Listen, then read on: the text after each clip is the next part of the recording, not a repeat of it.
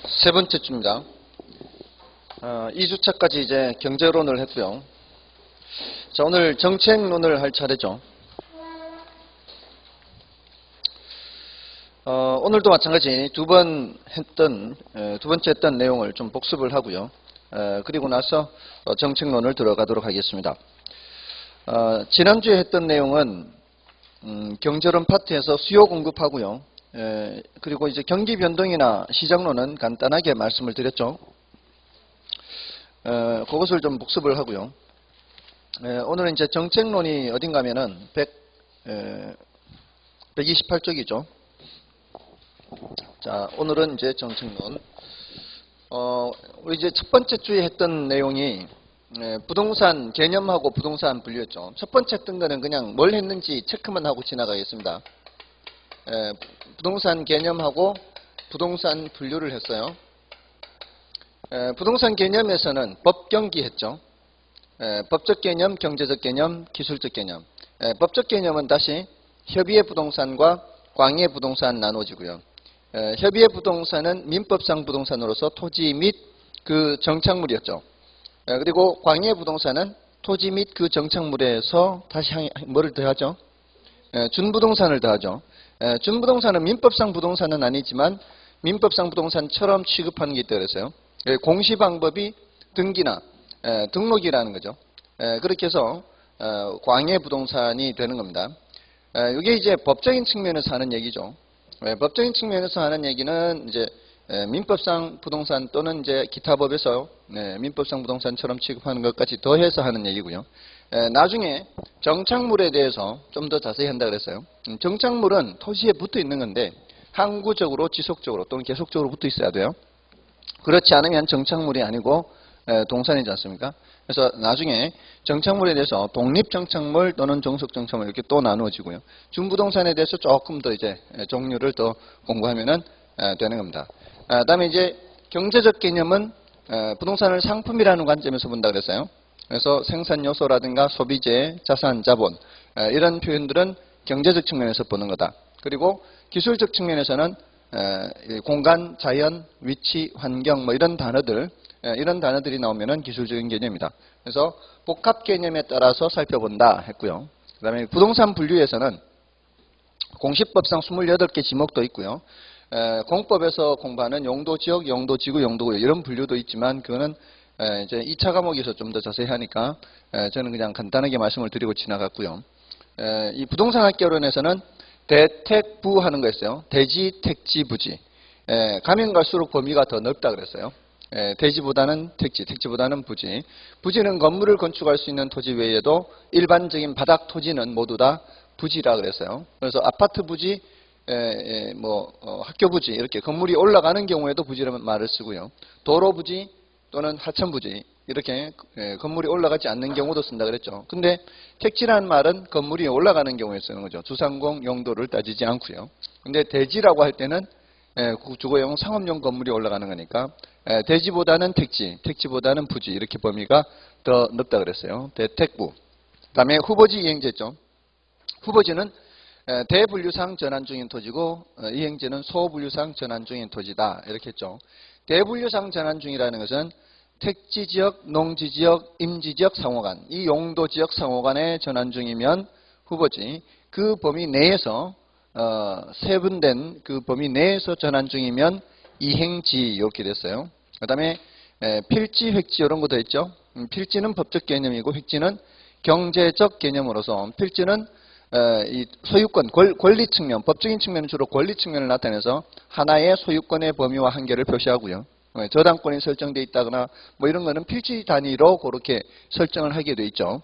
근데 획지는 경제적 개념 하면 이제 가치 가격이 같은 수준의 일단의 토지로서 두 필지 이상의 하나의 획지가 될 수도 있습니다. 그럴 때는 이제 같은 가격이 돼버리는 거죠.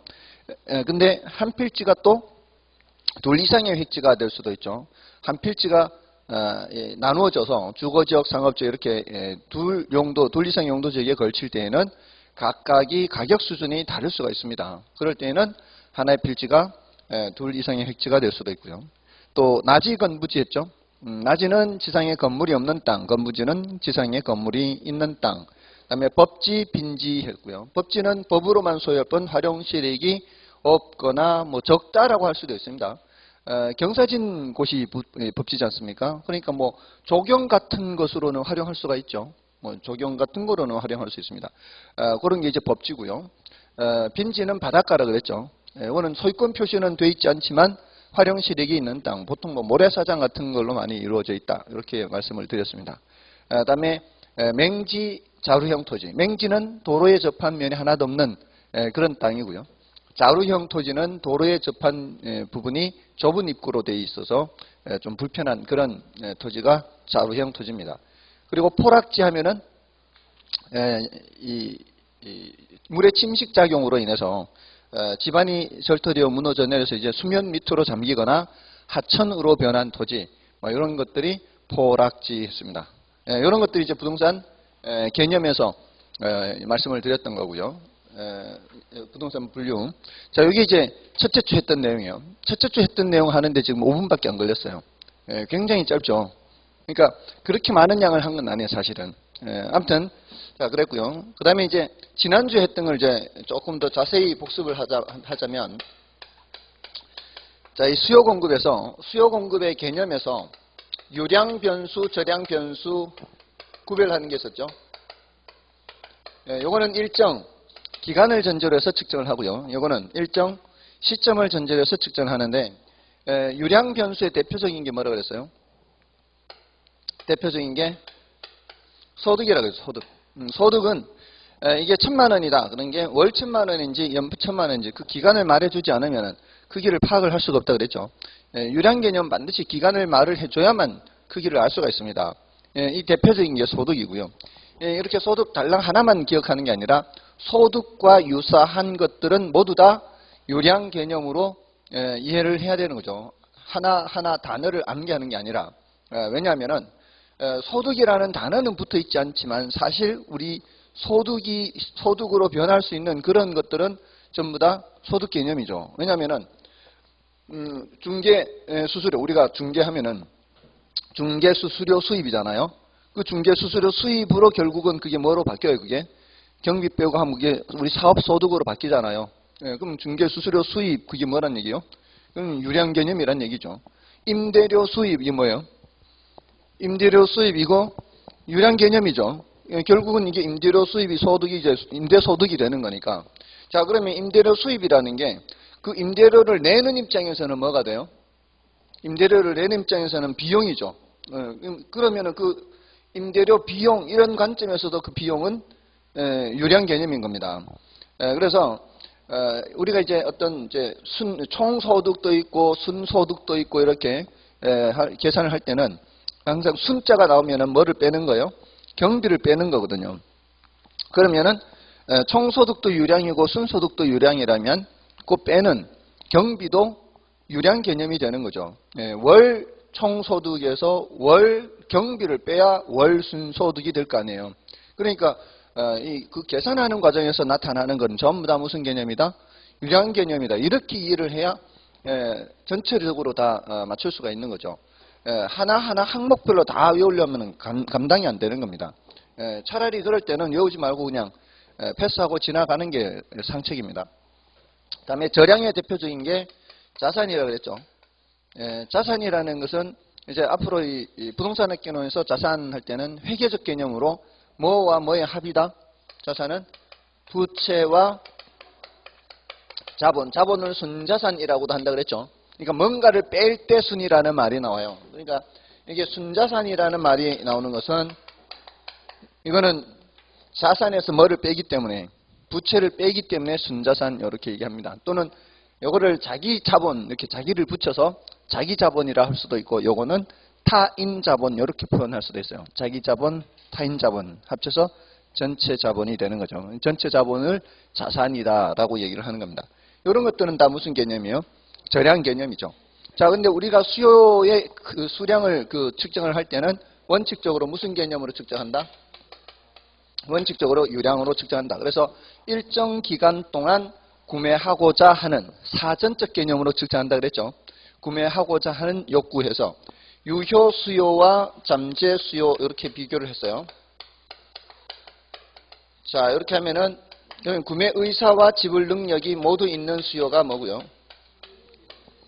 잠재 수요는 능력은 없죠. 우리는 어떤 걸로 측정한다? 유효 수요로 측정한다라고 했습니다. 여기 이제 수요 공급 개념에서 이제 얘기했던 거고요. 그다음에 이제 수요의 크기를 수량으로 나타낸 게 수요량이고요. 그 수요량에 영향을 미치는 요인을 수요 결정 요인이라고 해서요. 그 수요 결정 요인은 굉장히 여러 가지가 있죠. 근데 그 수요 결정 요인이 여러 가지가 있는데 가장 중요한 것은 뭐고요? 가격이에요, 가격. 그 그 재화의 수요량에 영향을 미치는 것 중 가장 중요한 것은 그 재화의 가격인데, 그것 말고도 두 가지 더, 세 가지 정도는 꼭 기억하라 그랬어요. 소득이 있고요. 가격 말고, 그 다음에 소득, 그 다음에 관련재 가격, 요 세 가지. 물론 그것 말고도 많단 말이에요. 그런 이제 많은 것들 중에서 그 재화의 가격과 수요량과의 관계를 그래프로 나타낸 게 뭐예요? 그게 바로 수요 곡선이죠. 여기는 이제 수량과 그 재화의 가격과의 관계를 그래프로 나타냈는데, 가격이 높을 때는 수요하고자 하는 수량이 적고요. 가격이 내려오면은 수요하고자 하는 수량이 많아지지 않습니까? 그래서 이게 바로 이렇게 관계를 그래프로 나타낸 게 수요 곡선이고, 수요 곡선은 형태는 우하향하는 형태로 나타나죠. 자, 여기서 이 수요 곡선상의 이 점에서 이 점으로, 예를 들어 A점에서 B점으로 바뀐다. 이거는 그 재화에 뭐가 변하는 거예요? 가격이 변해서 수요하고자 하는 양이 변해서 요거를 뭐라 하고 수요량 변화라고 한다 그랬죠. 근데 그게 수요량이 증가하고 있죠. 그건 뭐고, 이거는 수요량 증가, 이게 길이가 길어지는 거. 여기서 이렇게 가면은 길이가 짧아지죠. 그건 뭐예요? 수요량 감소, 이렇게 된다 그랬어요. 자, 이거는 그 재화의 가격이 변하는 거라고 했어요. 수요량 변화를 나타내는 거고, 같은 수요 곡선상의 점의 이동이다 그랬죠. 자, 근데 수요 곡선 자체가 이동하는 것은 뭐고요? 수요 곡선 자체가 이렇게 이동하는 것은 수요 변화라고 했어요. 수요 변화. 자, 그래서 여기 D0라 하고 D1이라고 하면은 D0에서 D1으로 이동하는 거, 이거는 수요 증가가 되는 거고요. D1에서 D0로 가는 것은 수요 감소가 되는 거죠. 여기서 A점에서 B점으로 가는 건 수요량 증가지만, B점에서 A점으로 가는 것은 수요량 감소, 이렇게 되는 거죠. 이것은 무슨 이동? 선의 이동이다. 그리고 그 재화의 가격 외의 요인이 변하는 것이다. 뭐 소득이 변한다든가, 관련재 가격이 변한다든가, 좋아하는 정도가 변한다든가, 가족수, 인구가 변한다든가, 이런 다양한 요인이 변해서 이렇게 되는 거죠. 아주 중요한 개념이죠. 수요량 변화, 수요 변화, 이렇게 점의 이동, 선의 이동. 이것은 이제 공급에서도 마찬가지로 얘기할 수 있다 그랬죠. 공급에서도 똑같이 이제 유량, 재량 개념, 유량을 원칙으로 하고, 유효, 수요 간에 이제 유효 공급이 되겠죠. 공급에서도. 자, 이것도 마찬가지. 공급에서 와서도 공급 곡선을 그릴 수가 있죠. 공급 곡선은 우상향 형태가 되죠. 가격이 낮을 때에는 공급자들은 공급하고자 하는 양이 별로 안 됩니다. 가격이 높아질수록 공급자들은 이윤이 커지죠. 공급자들은 이윤 보고 이제 공급을 하는 거죠. 자, 이렇게 하면은 요 점에서 요 점, 여기서는 이제 요 CD라 하면은 C점에서 D점으로 이렇게 바뀌는 것은 공급량 변화가 되겠죠. 여기서 수요량 변화, 이제 공급량 변화, 이렇게 되는 겁니다. 자, 그러면은 공급량 변화 중에서도 이 길이가 길어지죠. 길이가 길어지면 뭐고요? 공급량 증가가 돼요. C점에서 D점으로 가는 것은. 근데 D점에서 C점으로 가는 것은 공급량 감소, 이렇게 되겠죠. 마찬가지. 자, 이제 여기서는 아까 수요 결정 요인에서는 가격과 뭐라 그랬어요? 세 가지. 가격, 소득, 관련재가 요 꼭 기억하라 그랬죠. 근데 공급 결정 요인에서는 가격 말고 다른 게 들어간다 그랬어요. 생산 요소 가격과 생산 기술 수준이에요. 그래서 여기서는 똑같이 가격이 변하는 거예요. 여기서는 수요량 변화든 공급량 변화든 그 재화의 가격이 변하지 않습니까?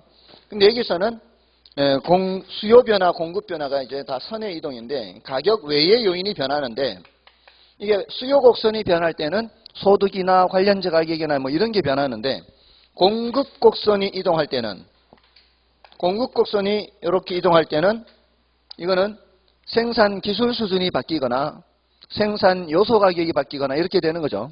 그래서 이게 S0라 하고 이게 S1이라고 하면은, 이렇게 S0에서 S1으로 가면은 공급 증가가 되는 거고요. S1에서 S0 이렇게 하면은 공급 감소가 되는 거죠.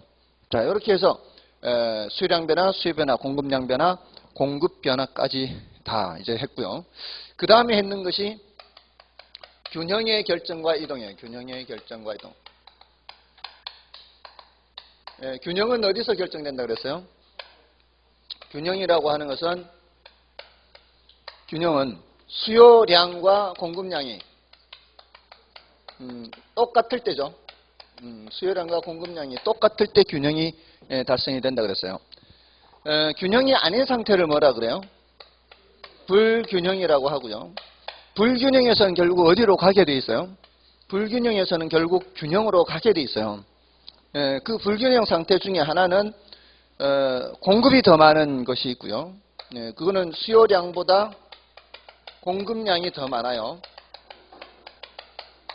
제가 이렇게 쓸 때요, 요 공급량을 오른쪽에 쓰잖아요. 수요량을 왼쪽에 쓰고, 그 이유는 이제 늘 제가 예를 들 때는 이 무대 왼쪽에 누가 등장하고요, 수요자가 등장하고 오른쪽에는 공급자가 등장하니까 쓸 때도 이렇게 쓰는 거예요. 사실은 그 세심한 배려가 있죠. 굉장히 세심한 배려가 있습니다. 이렇게 하면 이제 머릿속에 연상하기도 더 쉽잖아요. 왼쪽은 수요자들, 오른쪽은 공급자들, 무대를 생각을 하시라고요. 그러면은 오른쪽에 공급자들이 더 많은 상태, 수요자들이 더 적은 상태니까 공급자들이 많은 초과 뭐예요? 초과 공급이란 말이에요. 초과 공급 상태에서는 가격이 어떻게 된다고요? 가격이 내려가면서 머릿속에 그리시란 얘기예요.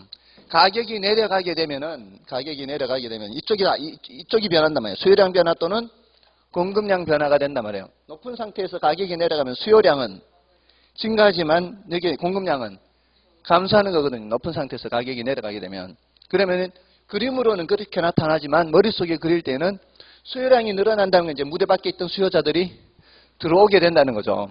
얼마 없는 수요자들과 많은 공급자들인데, 이 수요자들이 더 들어오게 되고 공급자들은 빠져나가게 되면 이 격차가 점점 줄어드는 거죠. 이게 많고 이게 적은 상태에서. 그래서 결국 어디로 간다고요? 이쪽으로 가게 된다고요. 그 균형으로 가는 과정에서 이 가격이 하락해서 가는 거죠. 근데 반대로 수요량이 더 많은 상태, 왼쪽이 더 많아요. 이런 뭐에 초과 수요가 되고 이때는 가격이 올라가는 거죠. 여기 또 세심한 배려가 있는 거죠. 제가 초과 공급을 위에 쓰고 초과 수요를 아래로 쓰는 거는 그래프를 그렸을 때 이 위는 뭐가 나타난다는 얘기요? 위는 초과 공급이 나타난다는 얘기요. 아래는 초과 수요가 나타난다는 얘기예요. 아래는. 그죠? 세심한 배려, 세심한 배려. 그래프로 나타낸 거하고 연산을 같이 시키라고요. 이 위가 초과 공급 상태. 이때는 가격이 내려가서 균형으로 가는 거고요. 아래에서는 초과 수요가 나타나기 때문에 이 가격이 상승해서 균형으로 가게 되는 거죠. 자, 이렇게 균형으로 가게 되는 과정에서 이제 이런 변화가 나타나는 거죠. 됐나요?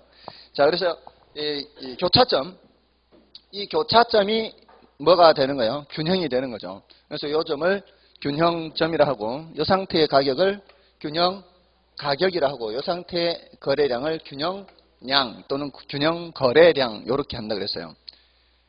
일단 결정된 균형은 다른 요인이 변하지 않으면 그냥 그대로 있습니다. 이 균형 상태가 잡혔기 때문에.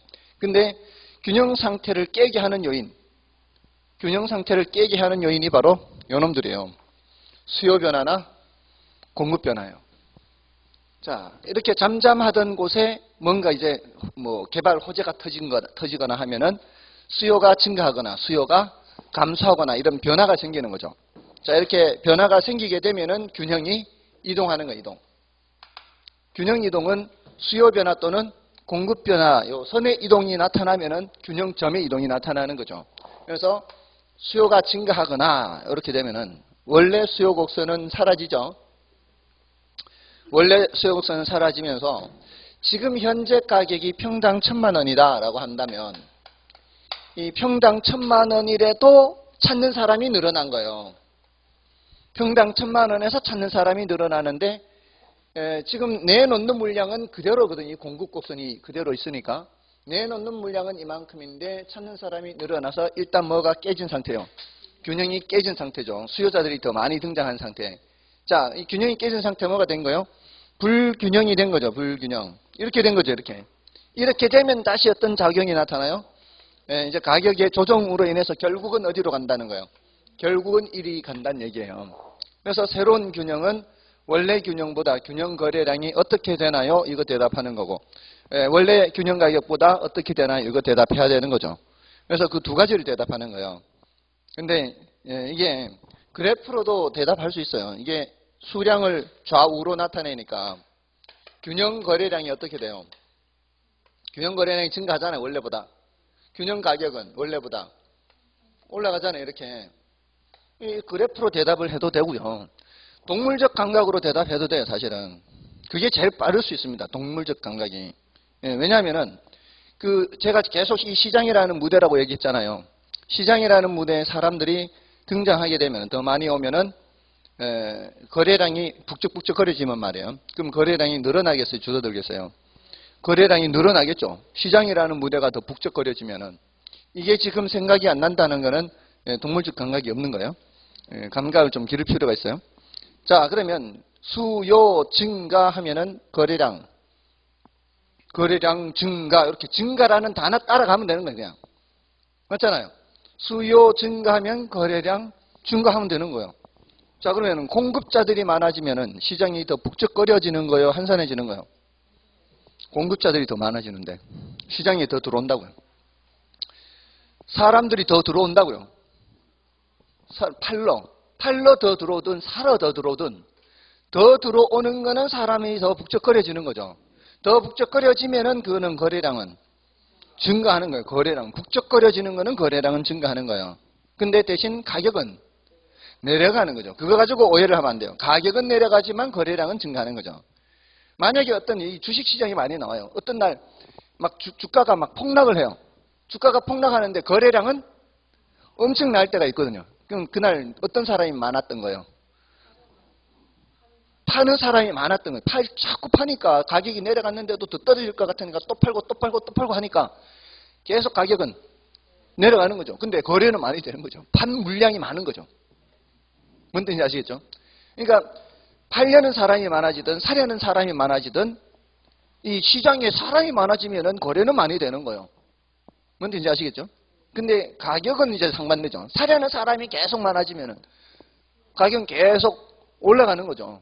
뭔 뜻인지 아시겠죠? 거래량은 증가하고. 그러니까 거래량이라고 할 때는 이 시장이 북적거리느냐 그렇지 않느냐로 보는 거죠. 그러니까 증가라는 말이 나올 때는 거래량은 증가. 맞잖아요. 감소라는 말이 나오면 그때는 감소 이렇게 하면 돼요. 거래량은. 쉽잖아요. 이제 동물적 감각이 안 되면 이제 머리로 생각하세요. 하는 방법은 여러 가지가 있어요. 동물적 감각으로 하는 방법도 있고요. 이렇게 그래프 보고 하면 되고요. 아니면 말 보고 하면 돼요. 말 단어, 이 단어 따라. 여러 가지 방법이 있으니까 그렇게 할 수 있고요. 자, 이 균형의 이동에 대해서 그렇게 했고요. 그 다음에 이제 탄력성에 대해서 했어요. 수요 공급에서는 탄력성까지가 이제 단락이 끝나는 거죠. 탄력성은 이걸 절대 잊으면 안 돼. 탄력성. 이 개념이 수량 변화의 크기를 나타내는 거예요. 수량 변화. 이걸 놓치면 안 돼요. 수량은 좌우로 변하는 거죠. 수량은 좌우로 변하잖아요.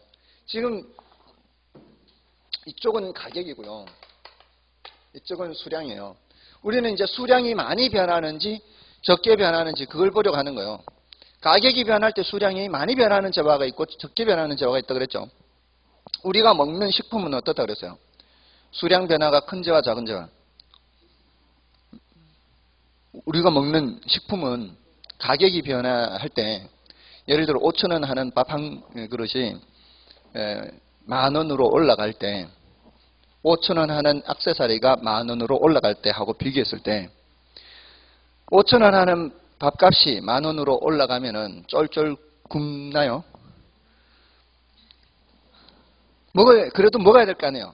근데 5천 하는 액세서리는 10,000원으로 올라가 버리면 안 사면 그만이죠. 어떤 게 수량 변화가 커요? 수량 변화 큰 건 액세서리죠. 이건 안 사면 그만이에요. 예. 근데 우리가 먹는 식품은 어느 정도는 먹어야 되잖아요. 그리고 5천 하는 밥 한 그릇이 2,500원으로 내려가면 그런다고 배 터지게 먹나요? 두 끼 먹고 이렇게? 그렇지는 않은데 액세서리 5천 원 한 액세서리 2,500원 하면은 더 많이 살 가능성이 많죠. 그러니까 수량 변화가 큰 게 어떤 재화라고요? 액세서리 같은 이런 거, 사치제라든가 이런 것들. 필수제는 수량 변화가 커요, 작아요? 작다고요. 그러니까 재화에 따라 가격은 똑같이 변해도, 가격은 똑같은 정도로 변해도 이 식품 같은 이 필수제는 수량 변화가 적은 재화예요. 아시겠어요? 그러니까 재화마다 다르단 말이에요. 그런데 정부 정책은 이런 수량 변화가 적은 필수제에 집중되어 있어요. 이 필수제를 어떻게 관리하느냐에 따라서 정권이 바뀌고 그래요. 국민의 폭동이 일어나기도 하고, 심하면 나라가 무너질 수 있어요. 몇 년 전에 그 아랍의 봄 때 그 이집트 무바라크 대통령인가 뭐 하여튼 누구 가다피 죽고 막 했잖아요. 정권이 무너지죠. 그 시초가 뭐였는가 하면은 바로 식량이었어요. 식량. 그 당시에 그 세계 밀 작황이 안 좋았어요. 세계 밀 작황이 안 좋았어요. 밀. 근데 이 밀 작황이 안 좋으니까 밀 생산하는 나라에서 밀 수출 금지했어요. 자기 나라 먹고 살아야 되니까.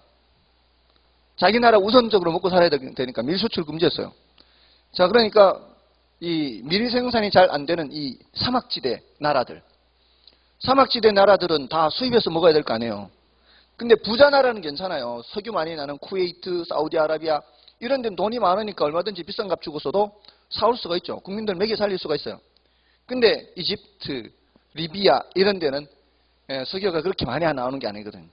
그렇게 부자 나라가 아니에요. 그러니까 식량 수급이 원활하지 못한 거죠. 그러니까 밀 가격이 엄청 올라가는 거죠. 식량 가격이 올라가니까 이제 폭동이 나기 시작하는 거죠. 그러면서 이제 그동안에 눌렸던 이제 불만들이 폭발하면서 정권 무너지는 거예요. 그러니까 그 재화가 이 수량 변화의 크기가 이 적은 필수제를 어떤 정부에서든 집중적으로 관리하는 그런 경향이 있어요. 정부 정책이 달라진다고요. 그래서 탄력성을 공부하는 거예요. 그러니까 탄력성은 수량 변화의 크기다. 수량 변화가 적은 재화가 있고 많은 재화가 있다. 우리가 사용하는 필수제는 수량 변화가 적은 재화, 비탄력적인 재화다 이렇게 되는 거죠. 근데 그게 수요에서도 탄력성이 있고 공급에서도 탄력성이 있다 그랬잖아요. 수요의 탄력성에 세 가지가 있다 그랬죠. 공급의 탄력성이 한 가지. 수요에 무슨 탄력성이 있고 수요의 가격 탄력성이 있고 요거는 가격이 변할 때 수요량이 얼마나 많이 변하는지 보는 거고 또 수요의 무슨 탄력성?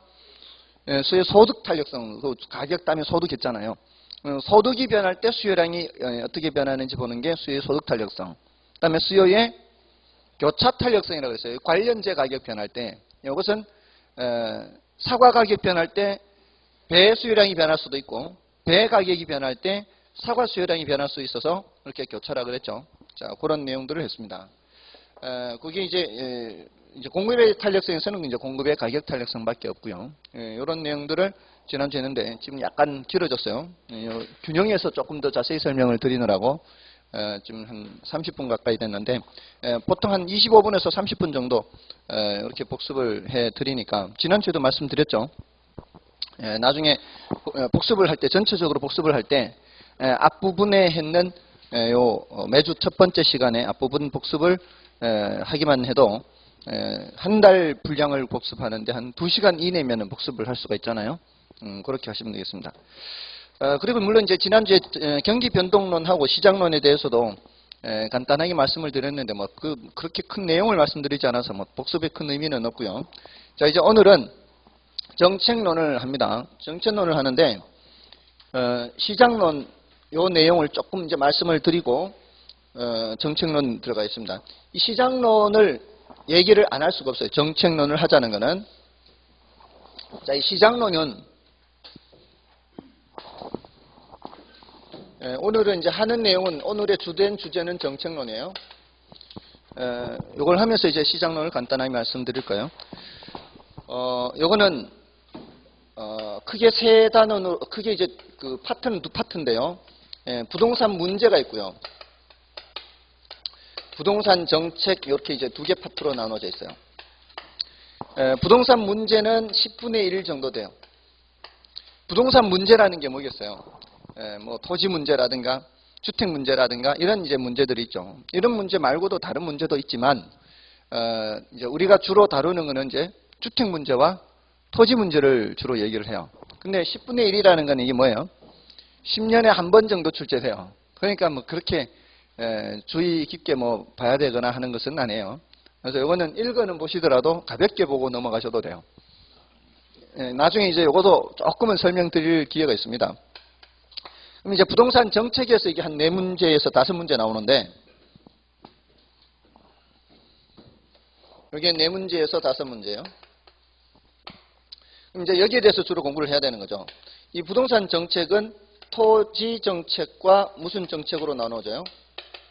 주택 정책 이렇게 조금 전에 말씀드렸듯이 이렇게 나눠져요. 주로 이제 여기서 출제를 한다는 얘기죠. 근데 이 정책이라고 하는 것은 누가 하는 거예요? 정부가 하는 거죠. 그러니까 정부가 하니까 이 정부가 시장에 개입하는 거거든요. 근데 이 시장에 정부가 개입하는 이유가 이제 해야 되는 또 하나의 주제가 있어요. 정부의 시장 개입이라는 주제가 있어요. 요 3개 주제가 돼요. 이 3개 주제. 그 중에서 이제 얘가 제일 많이 나오고요. 그 다음에 요거고, 그 다음에 이제 요 놈이에요. 그래서 오늘은 정부의 이제 크게 3개 주제예요. 정부의 시장 개입이라는 주제하고요. 또 토지 정책이라는 주제하고요. 주택 정책이라는 주제. 요 3가지 주제예요. 자, 이렇게. 이제 요것도 이제 다 설명을 드리는데, 근데 이제 오늘은 정부의 시장 개입이라는 주제에 대해서 더 이제 시간을 들여서 말씀을 드리고요. 요놈들은 어떤 정책들이 있다 간략하게 소개하는 정도로 이제 말씀을 드릴 거예요. 지난주에 이제 그 마지막 부분에 이제 시장론, 경기변동론 간단하게 말씀을 드렸죠. 기억나세요? 시장에 기억이 사실 별로 안 날 가능성이 많아요. 그죠? 복습인지도 몰랐어요. 지난주에 오시긴 오셨댔죠? 제가 누군지는 아시고요.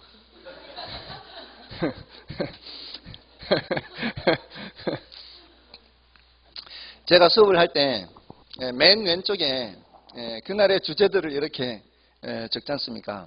그러니까 그걸 놓치면 이게 커다란 흐름이기 때문에 그 커다란 흐름에서 예를 들어 아까 이 수요 공급을 복습할 때 제가 그날 지난주에 수업할 때 수요 공급에서 유량 변수, 저량 변수, 유량, 저량 구별해야 된다. 그러면 유량, 저량을 계속 늘 머릿속에 염두에 둬야 돼요. 그 밑에 뭐를 썼는가 하면은 수요량 변화, 수요 변화, 공급량 변화, 공급 변화를 썼단 말이에요. 그럼 그것이 뭔지를 늘 생각을 해야 돼요. 그게 어떤 개념인지. 그리고 마지막에 균형의 결정과 이동 이렇게 써드렸고 마지막으로 이제 탄력성 이렇게 썼죠. 그래서 요 주제들에 대해서 그게 뭐다라는 정도까지만이라도 기억해야 되는 거죠. 그래서 아까 탄력성 해서 이걸 절대 잊지 말라고 했던 게 뭐예요? 탄력성이라고 하는 것은 수량 변화의 크기를 살펴보는 거다라고 했잖아요. 그 수량 변화의 크기라는 걸 단어를 잊으면 안 되는 거죠. 뭐가 변하든 어떤 원인으로 수요량이 변하든 공급량이 변할 때 그게 수요량이나 공급량이 많이 변하느냐 적게 변하느냐 그 수량 변화의 크기를 보는 게 뭐다? 탄력성이다.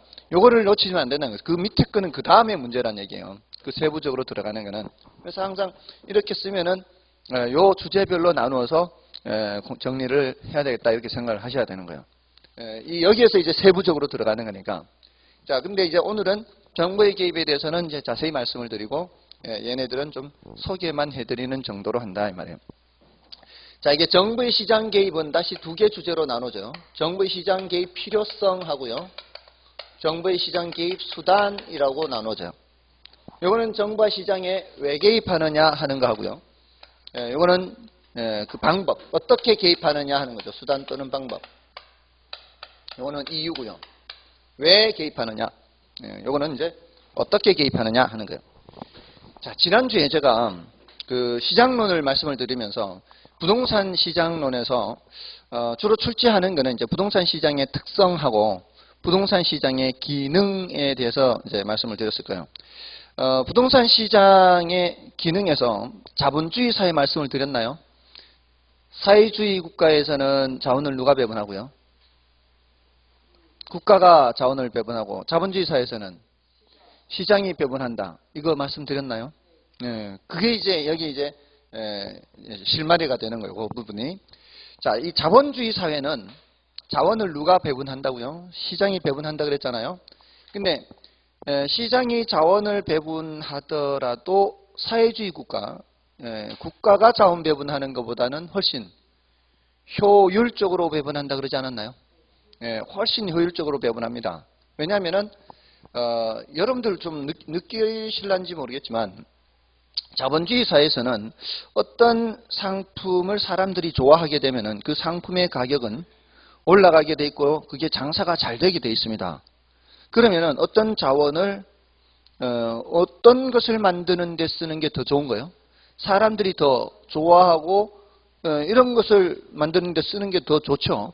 근데 자연스럽게 그게 가격이 올라가기 때문에 그 상품을 만드는 회사에서는 그 상품을 만들기 위한 원자재를 더 비싼 값을 주고서라도 사가지고 오려고 할 거 아니에요.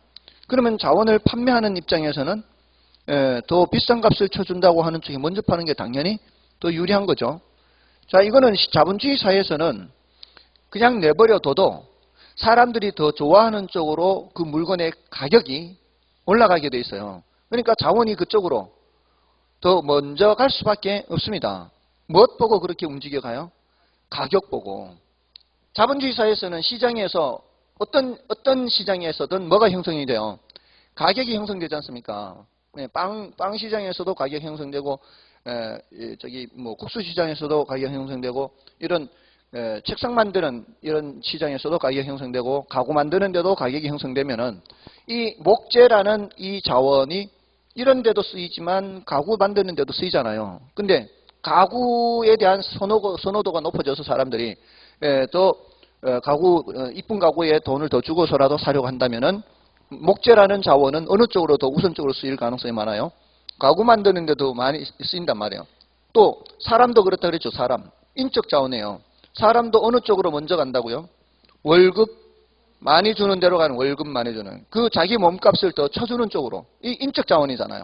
그 인적 자원도 뭐가 형성이 돼요? 가격이 형성돼요. 임금. 또 임금을 많이 주는 쪽으로 간단 말이에요. 자, 이게 그러니까 그 더 좋은 자리를 경쟁을 하는 거죠. 사람들이. 내가 먼저 취직해야 되겠다. 그러니까 뽑는 입장에서는 어떻게 해요? 누가 더 우수한 인재인지 보고 더 뽑잖아요. 그러니까 그게 우수한 인적 자원이 월급 많은 주는 대로 먼저 가는 거죠. 이렇게 하는 것이 굉장히 효율적이라는 거죠. 그렇지 않나요? 근데 이게 다 뭐 시장에서 형성되는 못 보고 움직여요? 가격 보고. 자, 그래서 아담 스미스라는 경제학자는 가격을 보이지 않는 손이라 그랬어요. 보이지 않는 손. 그 보이지 않는 손에 의해서 가격에 의해서 자원이 배분된다는 거죠. 가격 보고 자원 배분되는 거예요. 그게 굉장히 효율적으로 자원이 배분된다는 거죠. 그래서 자본주의 사회가 훨씬 더 효율적이라는 겁니다. 그런데 이제 여기서 자, 이제 문제가 나타나는 거죠. 문제는 시장이 완벽하지가 않다는 거죠. 시장이 문제가 있을 때가 있어요. 시장에 내버려뒀을 때 자원이 효율적으로 배분되지 못할 수도 있다는 거예요. 그런 경우에는 누가 개입할 수밖에 없다? 정부가 개입할 수밖에 없다는 거죠. 그럼 그런 경우가 어떤 경우냐? 예를 들어볼게요. 이따 더 자세히 할까요? 등대라는 게 이제 대표적이라고 볼 수 있는데요. 등대는 필요한 물건이죠.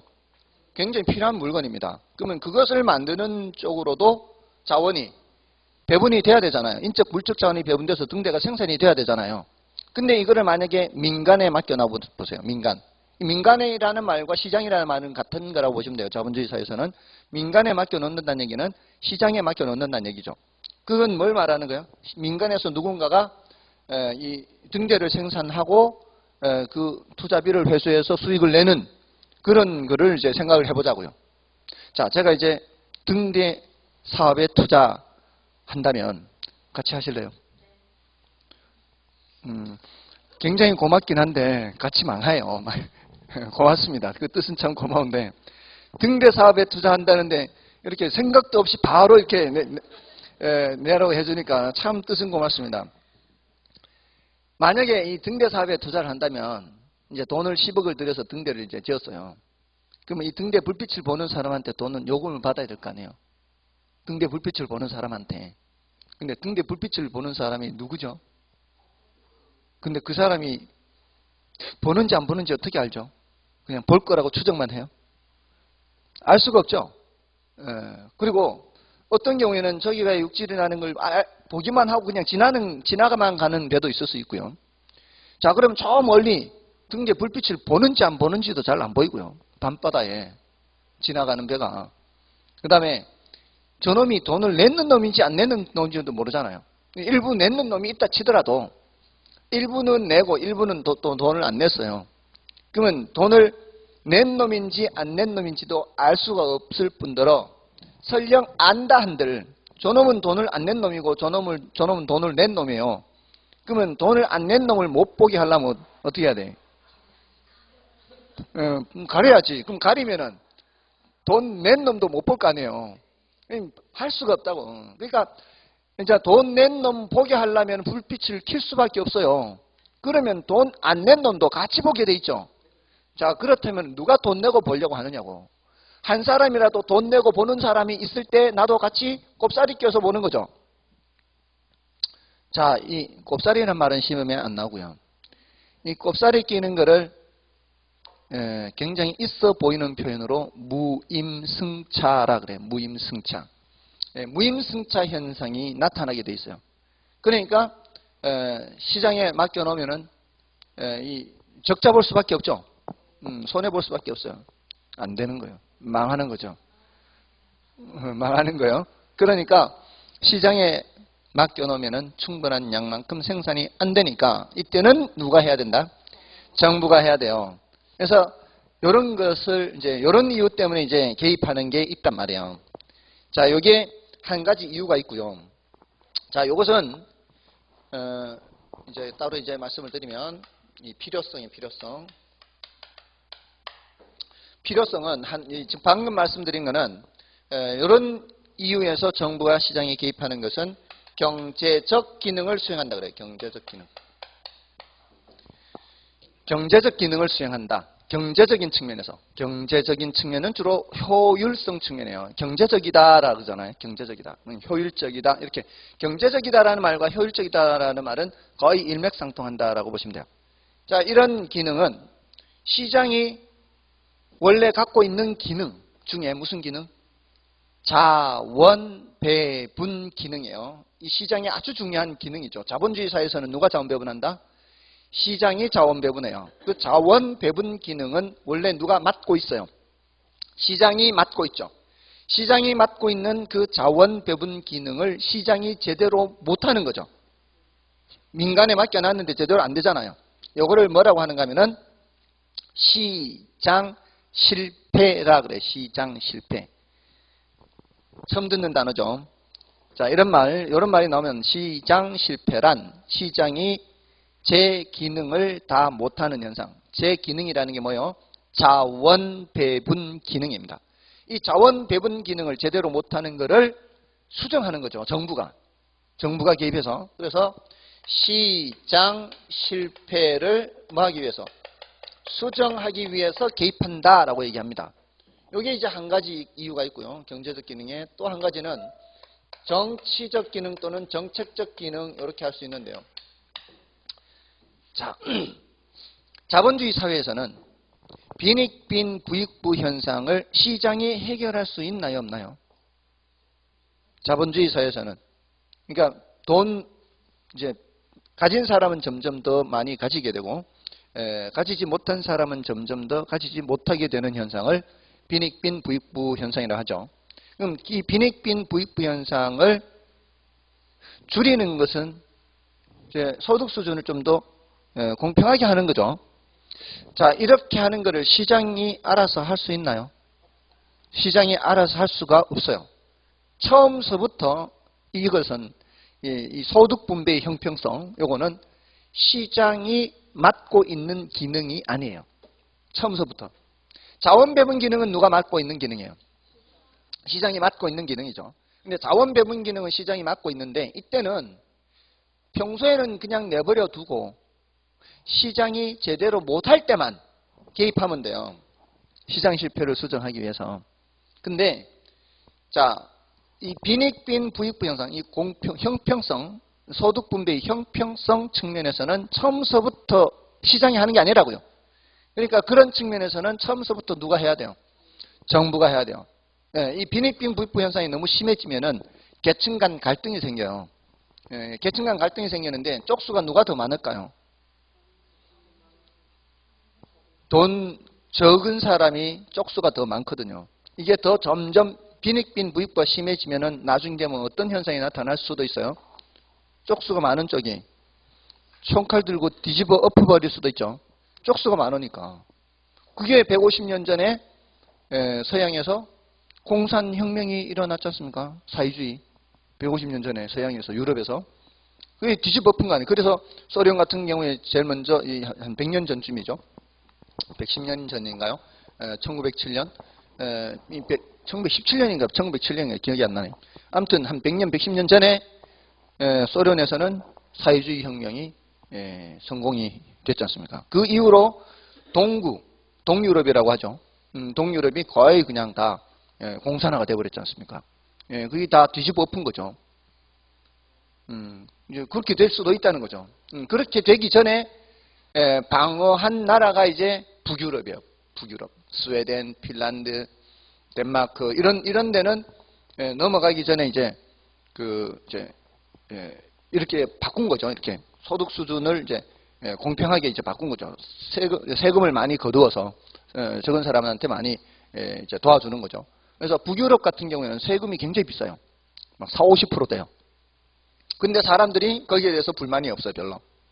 왜냐하면 혹시라도 내가 잘못됐을 때 국가가 평생 다 책임져 주니까.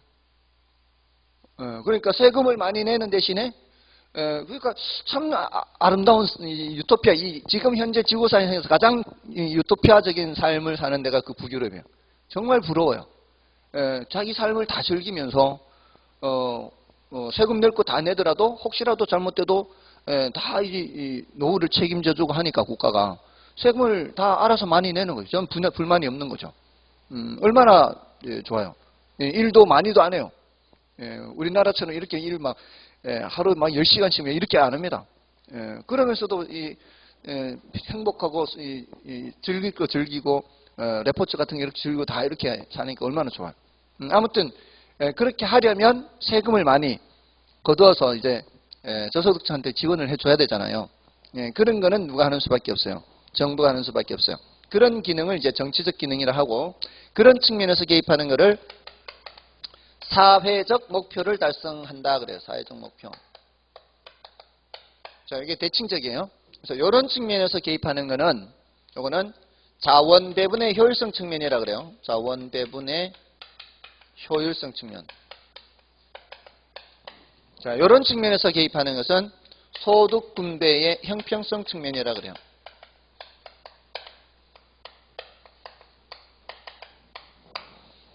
자, 요것 때문에 개입하는 거예요.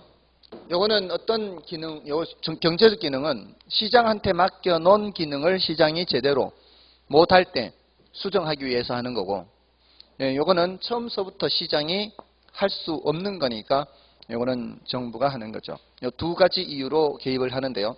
요거는 주로 어떤 식으로 나타나는가 하면은 임대료 보조 같은 거, 저소득층들한테. 임대료 보조는 고소득층한테는 안 해줘. 저소득층한테 하는 거죠. 이런 것들은 무엇을 거두어서, 세금을 거두어서 그 사람들한테 지원을 해주는 거죠. 임대료 보조. 또 공공임대주택을 공급을 해요. 공공임대주택이라고 하는 것은 소득 수준이 낮은 사람들이 싼 임대료로도 들어와 살 수 있게끔 하는 거죠. 이거는 그 재원이 어디서 나오는 거요? 세금 거두어서 하는 거죠. 자, 이런 것들은 무슨 측면이에요? 이런 정치적 기능을 수행하는 거예요.